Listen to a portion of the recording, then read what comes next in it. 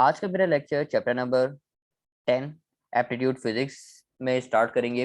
Chapter का नाम है मेरे पास ज्योमेट्रिकल ऑप्टिक्स।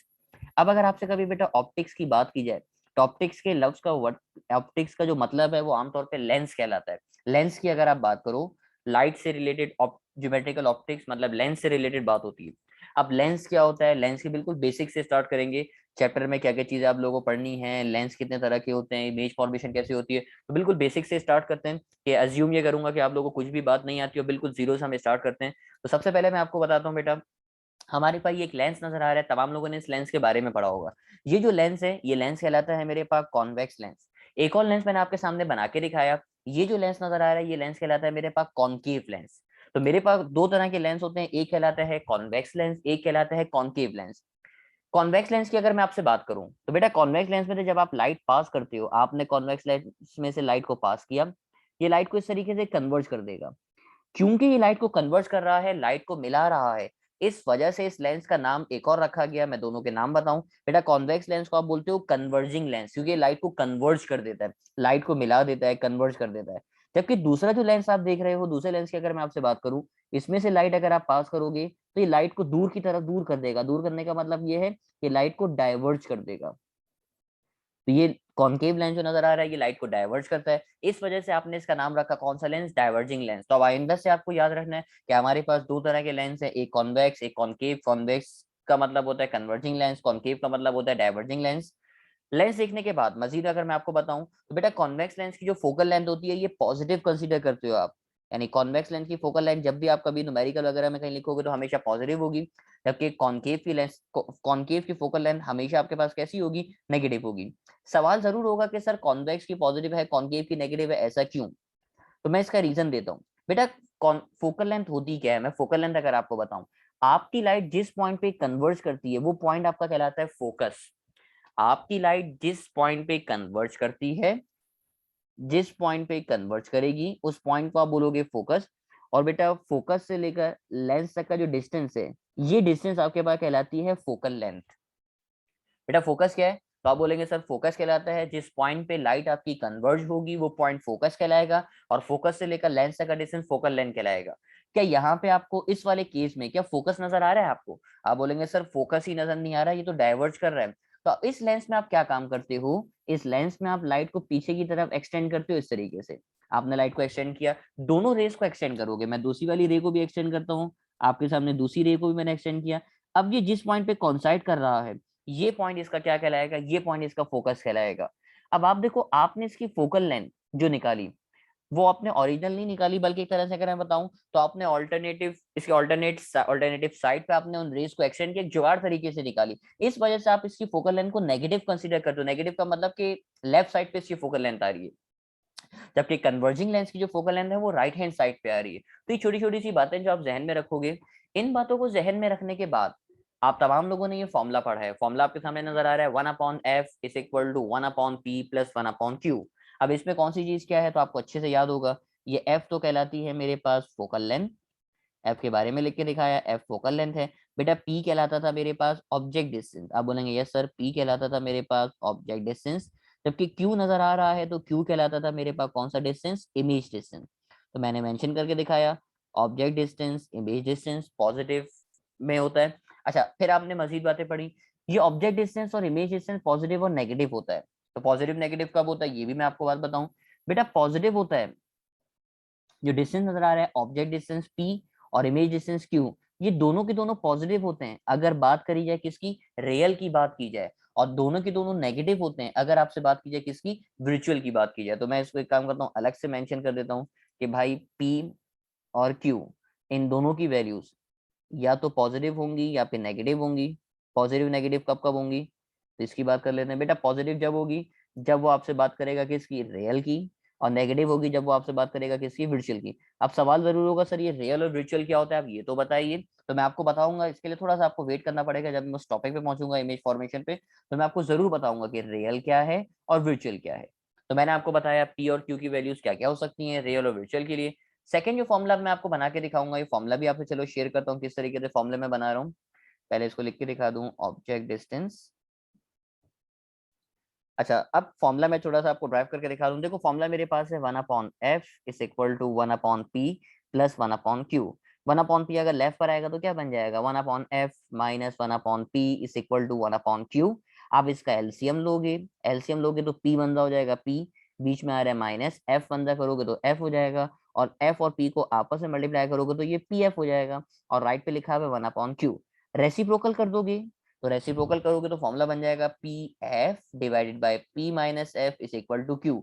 या पलट के लिख दोगे, पहले क्यू आ जाएगा और बाद में पी एफ वाली फॉर्म आ जाएगी, तो फॉर्मूला बनेगा Q is equal to P F divided by P minus F. ये फॉर्मूला आपको ध्यान में रखना है जो आपको डायरेक्ट आंसर निकालने में हेल्प करेगा, Q is equal to P F divided by P minus F. तो ये रहा फॉर्मूला मेरे पास, Q is equal to P F divided by P minus F. अब जैसे क्यू का फॉर्मूला बनाया है वैसे ही आप फॉर्मूला बना सकते हो पी का। तो P का फॉर्मूला बनेगा, देखो जहां Q है वहां P आ जाएगा, और जहां P है वहां पे Q आ जाएगा। तो आपने Q की जगह पे P रखा और P हटा के आपने Q रख दिया, QF divided by Q minus F. Same formula बनेगा, सिर्फ फर्क क्या है, जहां Q वहां P और जहां P है वहां पे Q आ जाएगा। तो फॉर्मूले में आपको शॉर्ट कर करके बता रहा हूँ ताकि आपको याद करने में आसानी हो। पहला फॉर्मूला मेरे पास आया 1/f is equal to 1/p plus 1/q। Second formula मेरे पास आया q is equal to P F divided by p minus F. और थर्ड फॉर्मूला मेरे पास आ गया P is equal to Q F divided by Q minus F. इन बातों को देखने के बाद आगे बढ़ेंगे।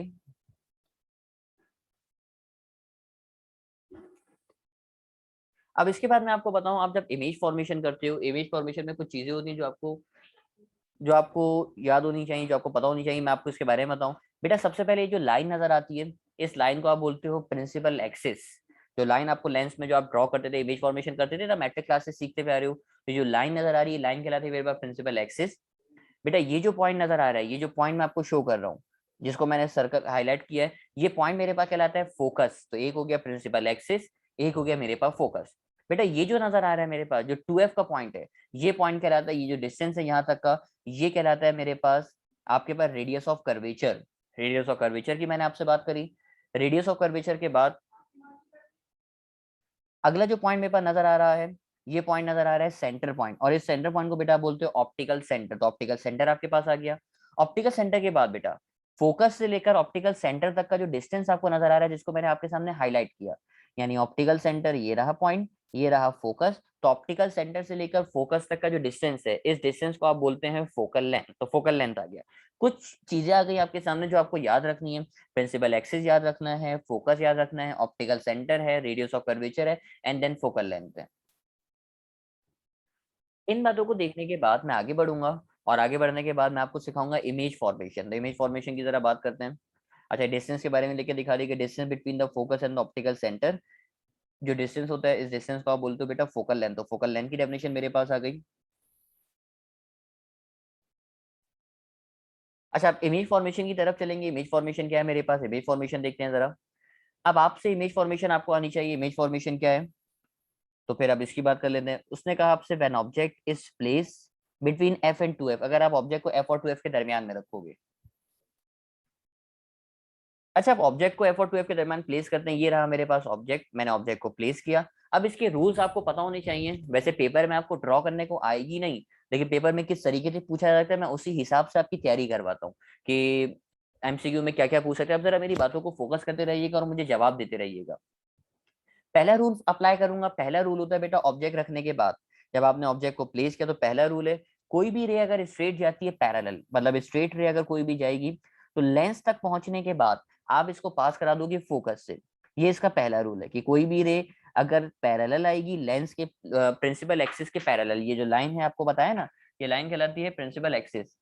ये लाइन कहलाता है मेरे पास प्रिंसिपल एक्सिस। तो कोई भी रे अगर प्रिंसिपल एक्सिस के पैरेलल आएगी, ये रे आ रही है ना, पैरेलल आ रही है प्रिंसिपल एक्सिस के, तो अगर प्रिंसिपल एक्सिस के पैरेलल आएगी तो आप इसको पास कराओगे फोकस से। सेकंड रूल मेरे पास है, कोई भी रे अगर सेंटर से पास होगी, अगर ये ऑप्टिकल सेंटर यानी लेंस के सेंटर से पास होगी, तो जैसे जाएगी बिल्कुल स्ट्रेट ऐसे ही चली आएगी, कोई डिफ्लेक्शन नहीं होगी। आपने सेकंड रूल को फॉलो किया। इन रूल्स को फॉलो करने के बाद जो पॉइंट आपको कॉन्साइड होता हुआ नजर आ रहा है, इस कॉन्साइडिंग पॉइंट पे आप बेटा इमेज को ड्रॉ कर दोगे। तो ये मेरे पास इमेज आ गई। अब इस इमेज की अगर मैं प्रॉपर्टीज आपसे पूछूं, इस इमेज की प्रॉपर्टी है क्या। इमेज की प्रॉपर्टीज पे मैं आपको बारी बारी करके बताऊं। बेटा ये जो इमेज बन रही है, चलो मैं हेडिंग लगा देता हूँ प्रॉपर्टीज की, ताकि प्रॉपर्टीज आपको याद हो जाएंगे प्रॉपर्टीज हैं क्या क्या। बेटा ये जो इमेज बनी है, ये इमेज कहलाएगी रियल इमेज। आज के बाद से अगर आप ऑब्जेक्ट को प्लेस करो, ये मेरा ऑब्जेक्ट है, अगर आप ऑब्जेक्ट को प्लेस करो लेफ्ट हैंड साइड पे और इमेज बने कहाँ पे, राइट हैंड साइड पे, तो इस इमेज को बेटा बोलोगे रियल इमेज। यानी ये जो इमेज बन रही है वो इमेज की मैं खुसूसियत आपको बताऊं, रियल इमेज बन रही है। अच्छा ये बताइए मुझे, ऑब्जेक्ट सीधा ऊपर की तरफ रखा, इमेज बनी उल्टी नीचे की तरफ। अब इमेज क्योंकि उल्टी बन रही है इसलिए आप इसको बोलते हो बेटा इन्वर्टेड इमेज। तो इमेज की प्रॉपर्टी में लिखा कि ये जो इमेज है ये मेरे पास कहलाएगी रियल एंड इन्वर्टेड इमेज। तो पहली प्रॉपर्टी आ गई मेरे पास, ये जो इमेज बन रही है ये इमेज बन रही है रियल एंड इन्वर्टेड। बेटा रियल क्या बताया, रियल बताया, ऑब्जेक्ट को रखोगे लेफ्ट हैंड साइड पे, इमेज बनेगी राइट हैंड साइड पे, तो ये जो इमेज कहलाती है वो कहलाती है real and inverted image. Second number पे बेटा लार्जर बनी साइज में या स्मॉलर बनी, तो आप बोलेंगे सर दिखने में तो यही लग रहा है कि ऑब्जेक्ट छोटा है और इमेज बड़ी है, तो इसका मतलब ये जो इमेज बन रही है ये बन रही है larger in size, larger in size. अच्छा इमेज बन कहाँ पे रही है, किस जगह पे बन रही है, तो आप बोलेंगे सर ऑब्जेक्ट को तो एफ और 2f के दरमियान में रखा था, मतलब एफ और 2f के दरमियान वाली जगह में, जबकि जो इमेज बन रही है वो 2f के बाद बन रही है। यानी पोजीशन ऑफ इमेज जो है बेटा वो क्या है, आफ्टर 2f। यानी आपकी जो इमेज है आफ्टर को बियॉन्ड भी कहा जा सकता है, बियॉन्ड 2f, 2f के बाद, इसको बियॉन्ड भी बोल सकते हो आप, बियॉन्ड 2f। तो बेटा ये तीन प्रॉपर्टीज आपको याद होनी चाहिए। अब एमसीक्यूज में कैसे पूछेगा कि भाई जब आपने ऑब्जेक्ट को रखा है एफ और 2f के दरमियान में तो इमेज कहाँ कहाँ बन सकती है, तो आप बोलेंगे सर अच्छा इमेज कैसी बन सकती है, कहाँ बन सकती है, और लार्जर होती है स्मॉलर होती है, तो इन तीनों बातों को आपको बेटा जहन में रखना है। ये पहली इमेज की प्रॉपर्टी पढ़ाई है मैंने आपको। अब पहली प्रॉपर्टी के बाद मैं आगे बढ़ूंगा सेकंड प्रॉपर्टी की तरफ। सेकंड प्रॉपर्टी की तरफ आते हैं, मतलब सेकंड इमेज फॉर्मेशन की तरफ आते हैं। फर्स्ट इमेज फॉर्मेशन थी मेरे पास, सेकंड में देखते हैं जरा क्या है। इसमें आपसे कहा when object is place at 2f, 2f पे sorry when object is place beyond 2f, 2f से पहले, तो 2f से पहले आपने ऑब्जेक्ट को रखा। देखो याद है पहले वाली इमेज में f और 2f के दरमियान में था, अब आपने 2f से पहले रख दिया। अब वही रूल फॉलो करोगे, कोई भी रे अगर पैरेलल आएगी आप बोलेंगे यस सर बिल्कुल ऐसे ही सिखाया आपने, कोई भी रे अगर पैरेलल आती है तो लेंस तक पहुंचने के बाद अब ये पास हो जाती है कहाँ से, फोकस से पास हो जाती है। तो मैंने इसको पास करके दिखाया फोकस से। सेकंड रूल, कोई भी रे अगर सेंटर से पास होती है तो जैसे पास होती है एज इट इज पास हो जाती है। आपने सेंटर से पास करके दिखाया और जो पॉइंट आपको कौन साइड होता हुआ नजर आ रहा था वहां आप इसकी क्या बना दोगे, इमेज बना दोगे। अब इमेज की प्रॉपर्टीज आप फाइंड आउट करोगे, इमेज की प्रॉपर्टीज क्या क्या है, इमेज की प्रॉपर्टीज देखते हैं।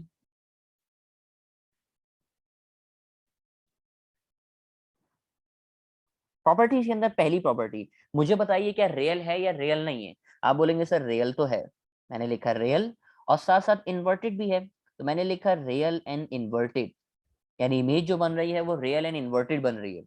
सेकंड पॉइंट बेटा लार्जर साइज है या स्मॉलर साइज है, तो आप बोलेंगे सर यकीनन इस इमेज का जो साइज है वो स्मॉलर है, तो आपने लिखा है smaller in size, smaller in size को मेंशन किया। थर्ड नंबर पे कहाँ पे बन रही है, तो आप बोलेंगे सर ऑब्जेक्ट को आपने 2f से पहले रखा, तो जो इमेज है वो इमेज बन रही है बिटवीन f एंड 2f। यानी इमेज जो बनेगी वो f और 2f के दरमियान में बनेगी। तो सेकंड इमेज के बारे में मैंने आपसे शेयर किया। सेकंड इमेज फॉर्मेशन के बाद मैं थर्ड इमेज फॉर्मेशन के पास आऊंगा। थर्ड इमेज फॉर्मेशन पे आते हैं। अब आपने देखो बेटा ऑब्जेक्ट को रखा 2f पे, अगर 2f पे प्लेस करोगे, ये रहा 2f, 2f पे प्लेस करने के बाद फिर वही रूल्स को फॉलो करोगे। वो रूल्स क्या है मैं रूल्स आपको बताऊं बेटा। पहला रूल, कोई भी रे पैरेलल आती है, यस सर पैरेलल आती है, पैरेलल आने के बाद आप इसको पास करा देते हो फोकस से, तो मैंने इसको फोकस से पास करा दिया, पहला रूल हो गया। सेकंड रूल आपके पास कि जैसे जाती है straight as it is pass होते हुए चले जाती है, तो यही रूल मैंने फॉलो करके दिखाया आपको, ऑप्टिकल सेंटर से पास कराया, ये रेस पास होते हुए जिस पॉइंट पे कॉन्साइड करेगी वहां पे आप इसकी क्या बना दोगे, इमेज बना दोगे। अब इमेज की प्रॉपर्टीज आपको लिखना आनी चाहिए, इमेज की प्रॉपर्टीज क्या क्या, तो बारी बारी करके प्रॉपर्टीज लिखते हैं। बेटा प्रॉपर्टी मुझे बताओ क्या इमेज रियल है या रियल नहीं है, तो आप बोलेंगे सर इमेज रियल है, यस सर इमेज रियल है, मैंने रियल लिखा, और साथ साथ इन्वर्टेड भी है, यस सर इन्वर्टेड भी बन रही है क्योंकि इमेज उल्टी बनती भी नजर आ रही है, real and inverted. Second number पे लिखा बेटा लार्जर है स्मॉलर है या सेम साइज, तो अगर आप गौर से देखोगे तो ये जो साइज बन रहा है ये सेम साइज है। यानी आपको एमसीक्यू में एक और एमसीक्यू मिल गया कि अगर आप अपने ऑब्जेक्ट को 2f पे रखोगे तो इमेज भी 2f पे बनेगी, यानी जो इमेज का साइज होगा वो सेम साइज होगा। जबकि तीसरा पॉइंट आपके पास क्या बनेगा, तीसरा पॉइंट जरा देखते हैं। तीसरा पॉइंट मेरे पास बनेगा कि बेटा इमेज बन का रही है, तो आप बोलेंगे सर ऑब्जेक्ट को अगर 2f पे रखा तो इमेज भी कहाँ बनेगी, इमेज भी 2f पे ही बनेगी। याद रखने वाली बात जो है वो मैं आपसे अगर शेयर करूं बेटा, याद रखना माइंडर से, अगर 2f से पहले रखोगे तो स्मॉलर बनेगी, 2f पे रखोगे तो सेम साइज होगा, और 2f के दरमियान रखोगे तो लार्जर बनेगी। ये बात अब आपको याद रखनी है। मैंने क्या कहा आपको बेटा, 2f से पहले रखोगे तो स्मॉलर, 2f पे रखोगे सेम साइज, और f और 2f के दरमियान पे रखोगे तो लार्जर बनेगी। इस तरीके से याद करो कि पहले स्मॉलर बनती है 2f से पहले, 2f पे रखोगे सेम साइज, और f और 2f के दरमियान रखोगे तो लार्जर बनेगी। ये मेरे पास थर्ड इमेज फॉर्मेशन थी जो मैंने आपको सिखाई। इस थर्ड इमेज फॉर्मेशन के बाद मैं आगे बढ़ूंगा फोर्थ पे, और इसमें आपसे कहा गया बेटा when object is place at f, f का मतलब फोकस पे रखा गया। अगर आप अपने ऑब्जेक्ट को फोकस पे रखोगे, अब वही रूल्स को आप फॉलो करोगे। पहला रूल क्या है, कोई भी रे अगर आपके पैरेलल आती है, पैरेलल आने के बाद आप इसको पास करा दे तो बेटा कहाँ से, फोकस से पास करा दे, तो मैंने इसको पास कराया फोकस से। सेकंड रूल आपके पास क्या है, कोई भी रे अगर सेंटर से पास होती है तो जैसे पास होती है एज इट इज पास हो जाती है। ये रहा सेकंड रूल। मुझे बताइए क्या ये रेस आपस में कॉन्साइड करेंगी या नहीं करेंगी? तो आप बोलेंगे सर ये रेस आपस में कॉन्साइड नहीं करेंगी, रेस आपस में कॉन्साइड कर ही नहीं सकती क्योंकि ये पैरेलल रेस हैं। अब मैं अगर इसकी इमेज फॉर्मेशन, इसकी प्रॉपर्टीज की बात करूं, बेटा इसकी प्रॉपर्टीज में आप लिखते हो कि ये जो इमेज बनती है वो रियल एंड इन्वर्टेड तो होती है, क्योंकि रियल इन्वर्टेड बनेगी, राइट हैंड साइड की तरफ जा रही है रियल इन्वर्टेड।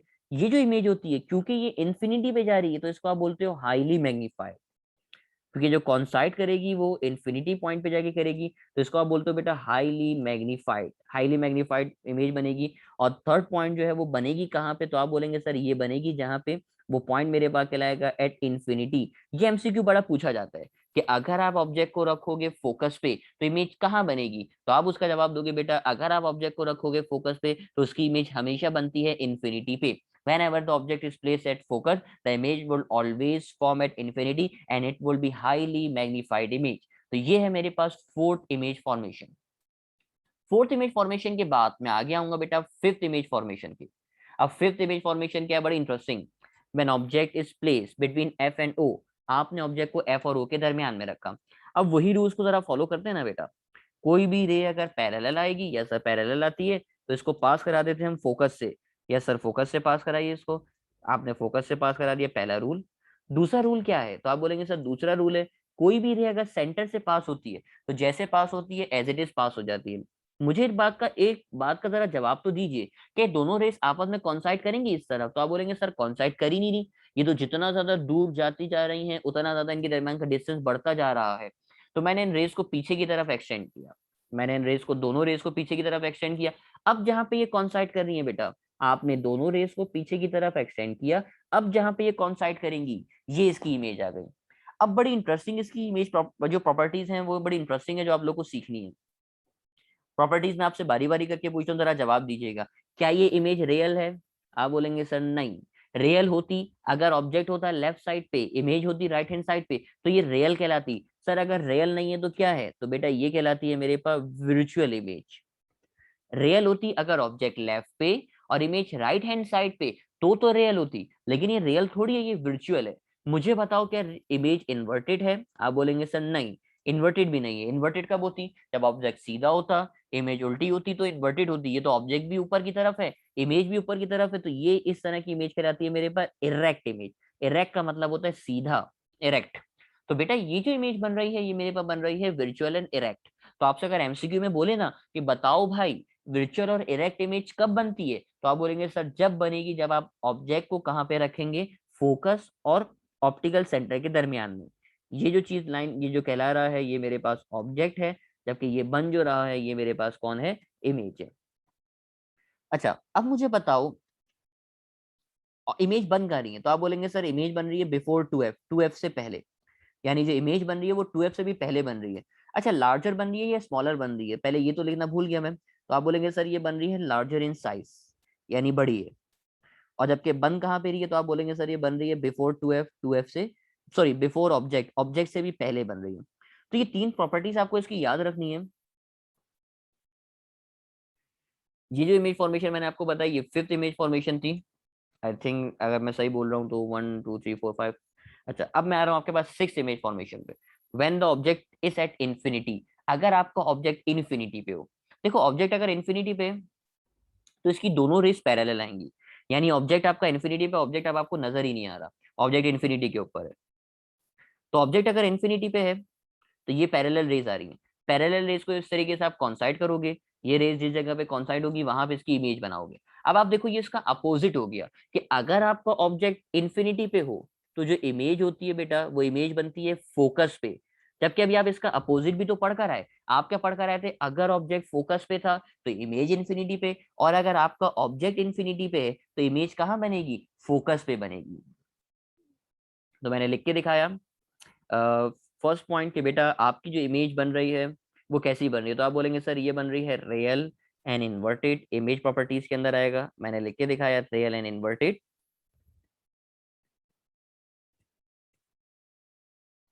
सेकंड नंबर पे आएगा बेटा डिमिनिश, छोटी इमेज बनती है क्योंकि ऑब्जेक्ट बहुत बड़ा है, जैसे चांद की तस्वीर है, अब मून आपका बहुत बड़ा है लेकिन इसकी इमेज छोटी बन रही है, तो जो अगर आपका ऑब्जेक्ट इन्फिनिटी पे हो तो जो इसकी इमेज बनेगी वो इमेज बेटा डिमिनिश्ड इमेज बनेगी, डिमिनिश्ड इमेज मतलब छोटी इमेज। और तीसरा हो जाएगा कहाँ बनेगी, तो आप बोलोगे बेटा ये बनेगी at focus.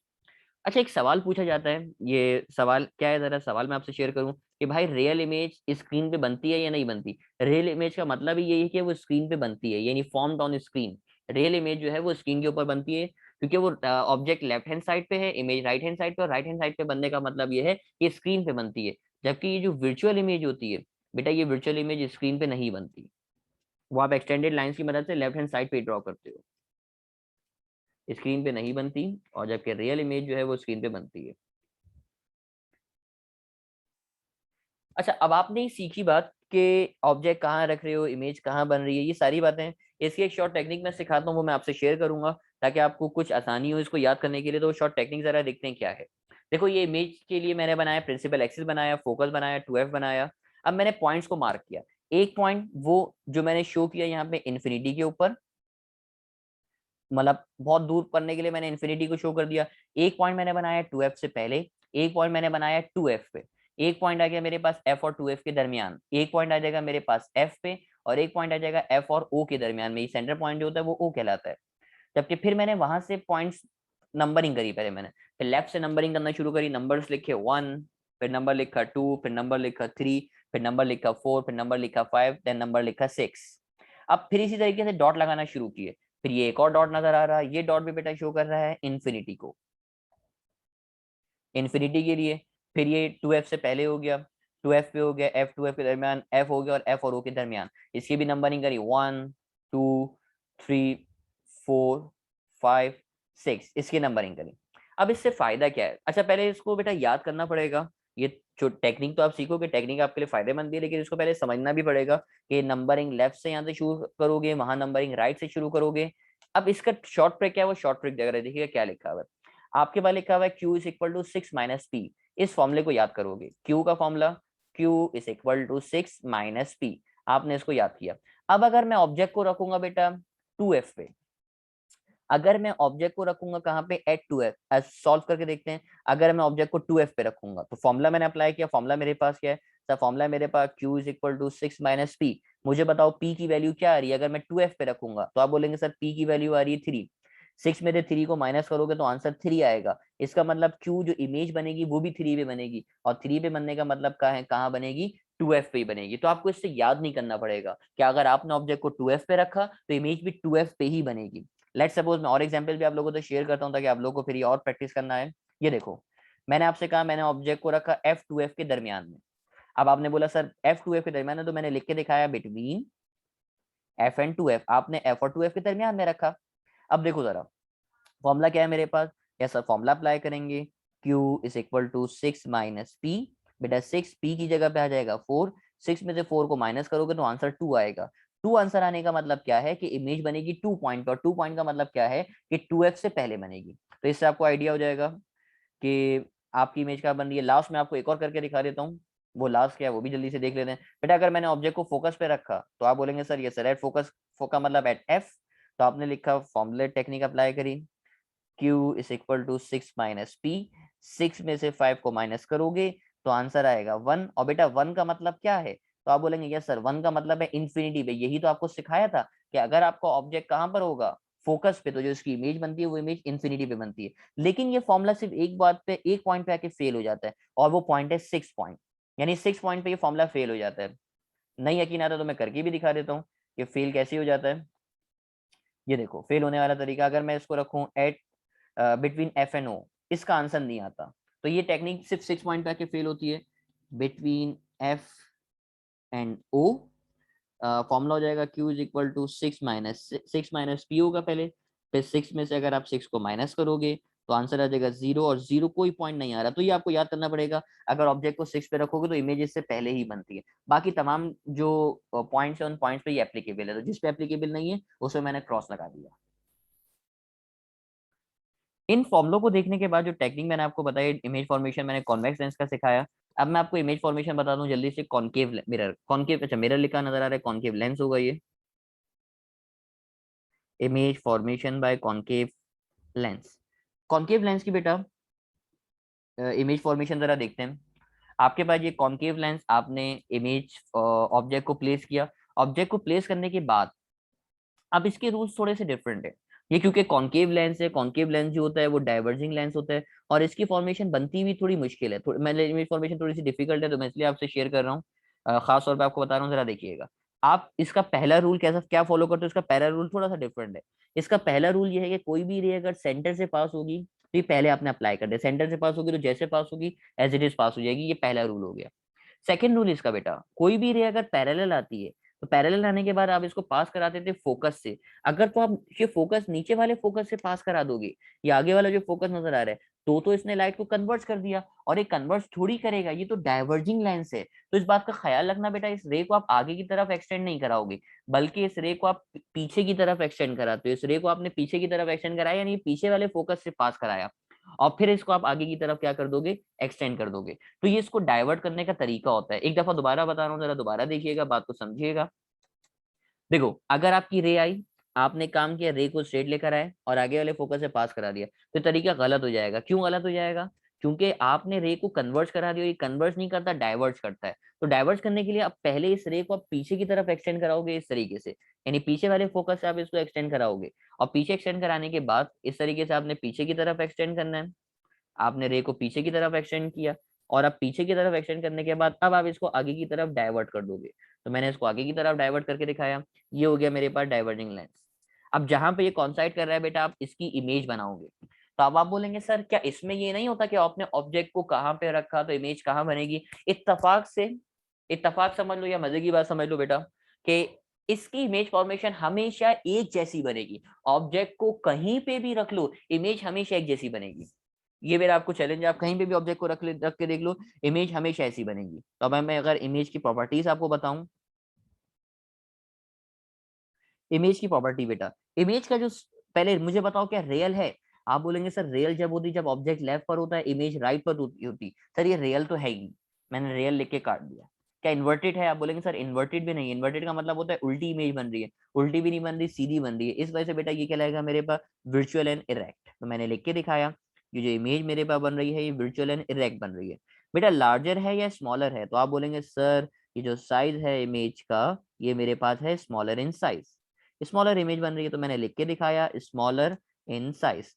Smaller in size के बाद बेटा थर्ड पॉइंट मैं आपसे पूछूं कहां बन रही है, तो आप बोलेंगे सर ये बन रही है बिटवीन ऑब्जेक्ट एंड लेंस।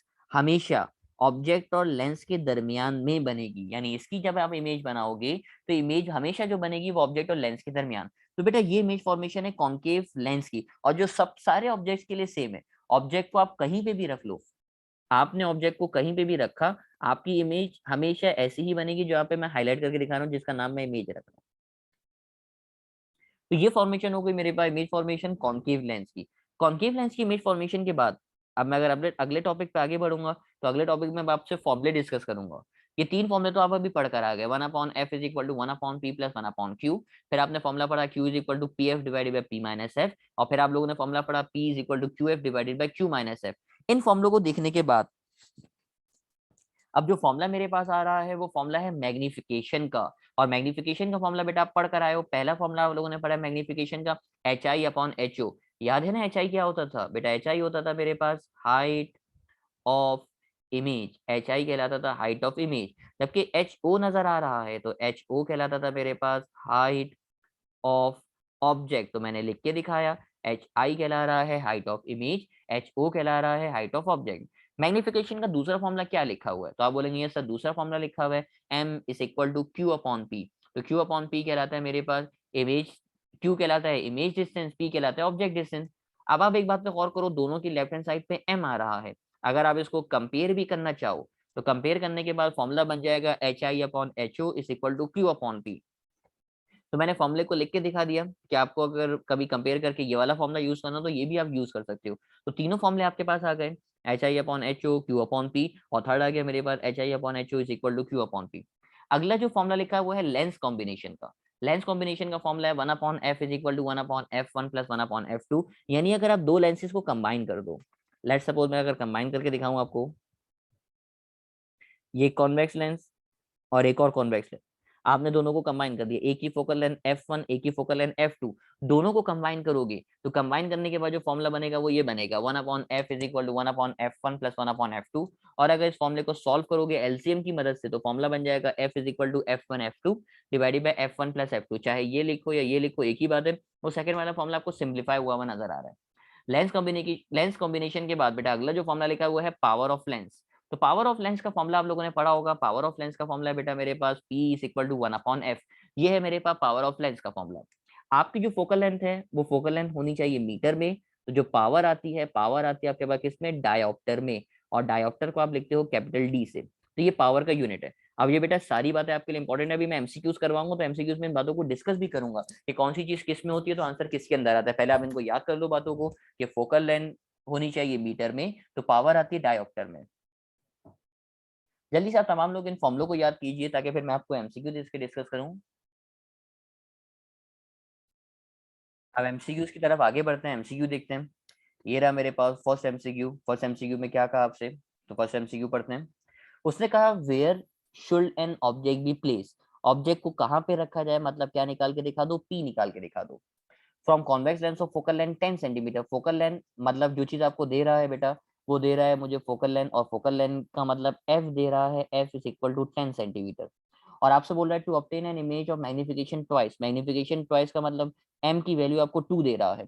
अब इस सवाल को अगर आप देखोगे ना कि ऑब्जेक्ट को कहाँ पे रखा जाए, ये न्यूमेरिकल जो आपको मैंने दिया ये आपकी बुक का न्यूमेरिकल है, जो न्यूमेरिकल मैट्रिक क्लास में भी है, फर्स्ट ईयर में भी है, और इस न्यूमेरिकल का आंसर कम से कम भी 1 से 1.5 पेज का है।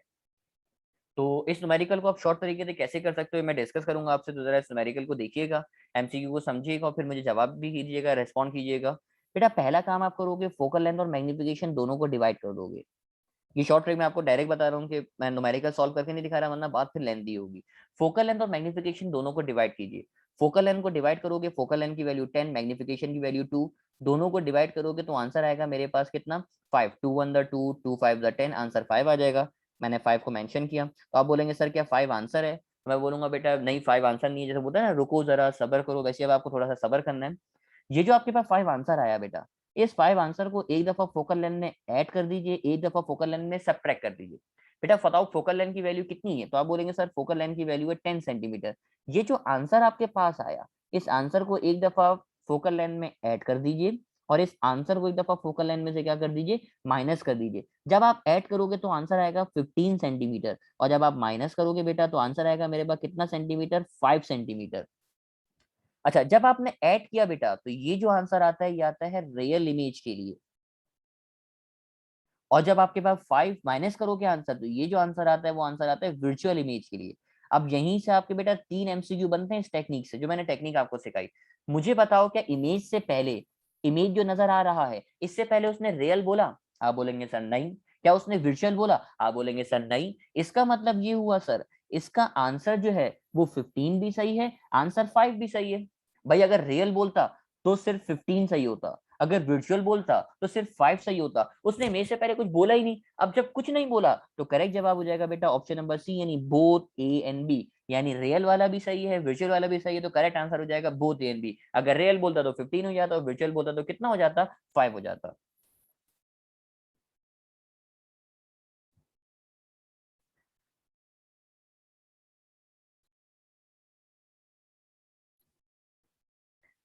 अगला एमसीक्यू बेटा, अब अगला एमसीक्यू देखो, मुझे जवाब दो, इसका जवाब क्या होगा। वही सेम टेक्निक है, टेक्निक अप्लाई करो, मुझे आंसर बताओ उसका आंसर क्या होगा। तो वही एमसीक्यू जो अभी आपने थोड़ी देर पहले सॉल्व किया बेटा, where should an object be place. Object का मतलब है पी, निकाल के दिखा दो। अब दो चीजें आपको दे रहा है, पहले आपको दे रहा है फोकल लेंथ। फोकल लेंथ का मतलब बेटा आपको एफ दे रहा है, F is equal to 10 centimetre. बेटा मैग्निफिकेशन दे रहा है 4, उसने कहा ना मैग्निफिकेशन 4 टाइम्स, मैग्निफिकेशन का मतलब एम दे रहा है, M is equal to 4 times. मैंने आपको टेक्निक सिखाई थी कि आप सबसे पहला काम करोगे, फोकल लेंथ और मैग्निफिकेशन को डिवाइड करोगे। तो फोकल लेंथ की वैल्यू 10, मैग्निफिकेशन की वैल्यू 4, 4 1 जा 4, और चलो इसको 4 से नहीं होगा, 2 से होगा पहले, इससे कर दी मैंने।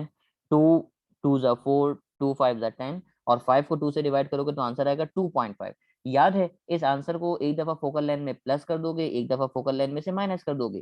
तो फोकल लेंथ की वैल्यू है मेरे पास 10 सेंटीमीटर। अगर आप प्लस करोगे तो बन जाएगा 10 प्लस 2.5, तो आंसर आ जाएगा बेटा मेरे पास 12.5 सेंटीमीटर। और एक दफा माइनस करोगे 10 माइनस 2.5, और 10 में से 2.5 को अगर माइनस करोगे तो आंसर आएगा 7.5 सेंटीमीटर। याद है ना, जब प्लस करते हो तो वो रियल इमेज के लिए होता है, माइनस करते हो तो वर्चुअल इमेज के लिए होता है। उसने कौन सी इमेज की बात करी सर? उसने बात करी रियल इमेज की। इसका मतलब जो आंसर होगा बेटा, वो आंसर होगा कौन सा? 12.5 वाला होगा, यानी करेक्ट जवाब होगा ऑप्शन नंबर ए। यहाँ बोथ वाला आंसर नहीं हो सकता। बोथ वाला क्यों नहीं हो सकता सर? बोथ वाला इसलिए नहीं हो सकता क्योंकि उसने ये थोड़ी बोला कि कोई इमेज का बताओ, उसने खास तौर पे बोला रियल इमेज का, और रियल इमेज का जो डिस्टेंस होता है वो प्लस वाला करके लिखते हो, तो करेक्ट आंसर आपको मिल जाएगा 12.5। तो ये एमसीक्यू आप लोगों ने किया, उम्मीद करता हूं आपको समझ में आ गया होगा। अगले एमसीक्यू की तरफ आगे बढ़ेंगे, अगला एमसीक्यू देखते हैं। एमसीक्यू पढ़िए और मैं समझाऊंगा आपको जरा एमसीक्यू है क्या। एमसीक्यू में आपसे कहा, इफ टू कॉन्वेक्स लेंस, अगर आपके पास दो कॉन्वेक्स लेंस है, each of focal length F are combined together, then focal length of lens combination. देखो लेंस कॉम्बिनेशन की फोकल लेंथ का फॉर्मूला था F is equal to F1 F2 divided by F1 plus F2। इसका नाम मैंने F dash रख दिया। उसने कहा दो लेंस हैं, टू लेंस, दोनों की फोकल लेंथ एफ है, यानी F1 की जगह पे भी आप एफ रख दोगे और F2 की जगह पे भी आप क्या रख दोगे? एफ रख दोगे। इसको सॉल्व करते हैं बेटा। ऊपर हो जाएगा एफ मल्टीप्लाई बाय एफ और नीचे हो जाएगा एफ प्लस एफ, जबकि लेफ्ट पे मैंने एफ डैश कर दिया। ऊपर अगर मल्टीप्लाई करोगे तो ऊपर हो जाएगा एफ स्क्वायर और नीचे अगर प्लस करोगे तो 2f हो जाएगा। आप बोलेंगे ये सर बिल्कुल ऐसी है। अब देखो f से ये स्क्वायर कैंसिल हो जाएगा तो क्या बचेगा मेरे पास? आप बोलेंगे सर बचेगा जो मेरे पास वो है F dash is equal to F upon 2, यानी फोकल लेंथ जो है वो क्या हो जाएगी? हाफ हो जाएगी। तो करेक्ट जवाब कौन सा होना चाहिए? ऑप्शन नंबर ए तो नहीं होगा सर, सी भी नहीं हो सकता। करेक्ट जवाब जो नजर आ रहा है वो ऑप्शन नंबर बी है, यानी एफ अपॉन 2। तो एमसीक्यू बड़ा आसान था, आप बड़े आराम से सॉल्व कर सकते हो। फॉर्मूला अप्लाई करना है, F1 F2 की जगह दोनों की जगह पे F आएगा, सॉल्व करोगे और आंसर फाइंड आउट कर लोगे। इस एमसीक्यू को देख के आगे बढ़ते हैं अगले एमसीक्यू की तरफ। ये रहा अगला एमसीक्यू। देखो उसने कहा a pair of convex and concave lens, दो तरह के लेंस है। पिछले सवाल में दोनों कॉन्वेक्स है, यहाँ एक कॉन्वेक्स है और एक कॉन्केव है। तो कॉन्वेक्स की फोकल लेंथ आप पॉजिटिव लिखोगे, जबकि कॉन्केव जो फोकल लेंथ होगी बेटा वो नेगेटिव में लिखोगे। ये बात आपने पढ़ी ना, इसको चलो मैं अलग से और मैं और इसको डिटेल में बता दूं आपको ताकि अच्छे से बात समझ में आ जाए। देखो एक की फोकल लेंथ आप एफ लिखोगे यानी पॉजिटिव, क्योंकि वो कॉन्वेक्स है। अगले की फोकल लेंथ बेटा आप कैसी लिखोगे? माइनस एफ लिखोगे। क्यों बेटा? क्योंकि ये लेंस है मेरे पास कैसा? कॉनकेव है। तो ये गलती नहीं करना, एक पॉजिटिव है तो कॉन्वेक्स होगा और एक नेगेटिव है क्योंकि कॉनकेव है। तो मैंने दोनों लेंसेज के बारे में बता दिया। अब फॉर्मूला क्या है मेरे पास? तो आप बोलेंगे सर फॉर्मूला है F dash is equal to F1 F2 divide में आ जाएगा F1 प्लस F2। अब मुझे वैल्यूज रखवाओ बेटा। F1 F2 की जगह पे कौन आएगा? F1 की जगह पे आ जाएगा F, F2 की जगह पे आ जाएगा माइनस F। नीचे रखोगे F1 की जगह F आएगा और F2 की जगह पे कौन आ जाएगा? माइनस F आ जाएगा। अब ऊपर अगर मल्टीप्लाई कराओगे आप, F को माइनस F से मल्टीप्लाई करोगे तो ये तो हो जाएगा आंसर मेरे पास माइनस एफ स्क्वायर। जबकि नीचे जब आप माइनस करोगे बेटा, एफ में से एफ को माइनस करोगे तो नीचे कुछ नहीं बचेगा, कुछ नहीं बचने का मतलब जीरो बचेगा। और बेटा किसी भी चीज को अगर आप जीरो से डिवाइड करते हो, अब अगर आपको जीनियस हो तो आपको बात पता होगी, किसी भी चीज को जीरो से डिवाइड करते हो तो आंसर क्या हो जाता है? आंसर हो जाता है मेरे पास इंफिनिटी, यानी करेक्ट जवाब इसका इंफिनिटी होगा। कोई ऑप्शन यहाँ पे मैच नहीं कर रहा, तो करेक्ट जवाब क्या हो जाएगा? नन ऑफ दीस हो जाएगा। तो आइंदा से आप जरा याद रखोगे कि अगर एक कॉन्वेक्स लेंस हो एक कॉनकेव लेंस हो, दोनों लेंस को अगर आप कंबाइन करोगे तो कंबाइन करने के बाद जो फोकल लेंथ बनेगी बेटा, वो फोकल लेंथ क्या बनेगी? इन्फिनिटी बनेगी। और अगर लेंस एक जैसे हो तो फोकल लेंथ कितनी हो जाएगी? एफ अपॉन 2 हो जाएगी। जबकि एक और बात मैं अगर आपको इजाफी बताऊं, यहाँ पे शेयर कर देते हैं। देखो फोकल लेंथ का आंसर प्लस में आया या माइनस में आया, तो आप बोलेंगे सर फोकल लेंथ का आंसर प्लस में आ रहा है f/2, और प्लस में आने का मतलब ये है कि इसकी जो नेचर होगी वो नेचर होगी कौन सी, कॉन्वेक्स लेंस की नेचर होगी। देखो ना आंसर आपका प्लस में आ रहा है, फाइनल आंसर अगर आप गौर से देखो तो फाइनल आंसर f/2 आ रहा है, और पॉजिटिव आने का मतलब ये है कि जो इसकी नेचर होगी, यानी दो लेंस को आपने कंबाइन किया, दो लेंस को कंबाइन करने के बाद जो इसकी नेचर होगी बेटा, वो नेचर भी कैसी होगी, कॉन्वेक्स ही होगी, क्योंकि आंसर प्लस में आ रहा है। अगर आंसर माइनस में आ जाता तो फिर इसकी नेचर बेटा क्या हो जाती, कॉन्केव हो जाती। तो इजाफी बात थी, मुझे याद आई तो मैंने आप लोगों से शेयर कर दी। इस टॉपिक से रिलेटेड लास्ट एमसीक्यू मैं आप लोगों से शेयर करूं। एमसीक्यू देखिएगा जरा क्या बोल रहा है आपसे। एमसीक्यू में आपसे कहा an object is place at 2 centimetre, object का डिस्टेंस दे रहा है p from a convex lens and forms an image, real image at 5 centimetre, real image का मतलब q दे रहा है, और आपसे बोल रहा है power of lens, power of lens मतलब p बता दो, कैपिटल P। बेटा पावर ऑफ लेंस का फॉर्मूला क्या है, अगर मैं आपसे पूछूं पावर ऑफ लेंस का फॉर्मूला, तो पावर ऑफ लेंस का फॉर्मूला होता है p is equal to 1/f। Sir मसला ये है कि हमें f नहीं पता, अब किसी तरीके से हमें f निकालना पड़ेगा। तो f निकालने के लिए आपने फॉर्मूला अप्लाई करा, 1/f is equal to 1/p plus 1/q। Values तो रखवाइए जरा मुझे, p और q की वैल्यू। तो p की जगह पे आ जाएगा 2, q की जगह पे आ जाएगा 5, और लेफ्ट पे लिखा है 1/f। अब आप इसको मल्टीप्लाई कर देंगे, क्रॉस मल्टीप्लाई, क्रॉस मल्टीप्लाई करोगे क्या हो जाएगा, f1 5 प्लस 2 और नीचे 5 और 2 को आपस में करोगे तो 2 5 हो जाएगा मेरे पास 10, जबकि लेफ्ट पे लिखा है 1/f। बेटा अब अगर इसको आप प्लस करोगे 1/f इस इक्वल टू बराबर हो जाएगा 5 + 2 7/10, और इसका अगर आप रेसिप्रोकल करोगे तो रेसिप्रोकल करने के बाद f का जो आंसर, अच्छा सॉरी रेसिप्रोकल करने की जरूरत भी पड़ेगी आपको। आपने आंसर तो निकाला है, f का अगर आप आंसर निकालोगे तो f का आंसर आ जाएगा 10/7 सेंटीमीटर, मैंने इसको लिख के दिखाया 10/7 सेंटीमीटर। आप बोलेंगे चलें सर सही है, लेकिन एक मसला है, मसला क्या था वो मसला समझिएगा। आपकी फोकल लेंथ अगर मीटर में हो तो मैंने आपको बताया पावर आती है डायोप्टर में। आप बोलेंगे ये सर बिल्कुल आपने बताया कि अगर फोकल लेंथ मीटर में होगी तो पावर डायोप्टर में आएगी। अब इस सेंटीमीटर को मीटर में करने के लिए आप डिवाइड कर दोगे बेटा 100 से, 100 से आप डिवाइड करोगे, यानी आपने नीचे 100 लिख दिया। अब आप इसको सॉल्व कीजिए तो कितना आंसर आएगा, तो आप बोलेंगे सर ये आंसर आएगा, ये एक जीरो से ये एक जीरो कैंसिल, तो जो फोकल लेंथ मेरे पास आएगी वो फोकल लेंथ कितनी आएगी, तो आप बोलेंगे सर फोकल लेंथ जो आएगी वो आएगी 1/70, क्योंकि 7 को नीचे 10 से मल्टीप्लाई करोगे तो 1/70 आंसर आएगा। तो मैंने मेंशन करके दिखाया जो फोकल लेंथ का आंसर आ रहा है वो 1/70 आ रहा है। अब मुझे जो चाहिए वो तो पावर चाहिए। बेटा गलती नहीं करना, मैंने यहाँ तक जो आंसर निकाला था वो सेंटीमीटर में निकाला था, सेंटीमीटर को मीटर में करने के लिए डिवाइड किया 100 से, तो नीचे 100 का इजाफा किया, सिंप्लीफाई किया तो 1/70 आ गया। अब आप देखो बेटा यहाँ पे f की जगह पे आपने रखा 1/70, क्योंकि f की जगह पे 1/70 आंसर आ रहा था। अभी 70 नीचे से ऊपर चला जाएगा तो आंसर हो जाएगा 70/1, और 70 को 1 से डिवाइड करोगे तो आंसर 70 ही आएगा, और यूनिट इसका क्या हो जाएगा, डायोप्टर हो जाएगा, यानी करेक्ट जवाब है बेटा इसका ऑप्शन नंबर डी। तो एमसीक्यू में कोई खास बात नहीं थी। अगर ये एमसीक्यू आपके एनईडी के टेस्ट के अंदर आया तो आप बड़े आराम से सॉल्व कर लोगे, लेकिन एनईडी के टेस्ट के अलावा अगर आएगा तो आप सिर्फ कैलकुलेशन में फंसोगे। फिजिक्स तो इसकी बहुत आसान है, फिजिक्स आपके सामने मैंने सॉल्व करी, आपको फिजिक्स एक चीज समझ में आ गई होगी कि डाटा में क्या क्या लिखना है, इमेज क्या क्या किस तरीके से बनेगा, लेकिन इसकी कैलकुलेशन मुश्किल, तो कैलकुलेशन मैंने आपको सिखाई, तो उम्मीद करते हैं आपको एमसीक्यू क्लियर होगा। यहाँ पहुंच के चैप्टर नंबर 10 का जो फर्स्ट पार्ट था लेक्चर वो कंप्लीट करते हैं। इंशाल्लाह आप लोगों को बात समझ में आ गई होगी सारी।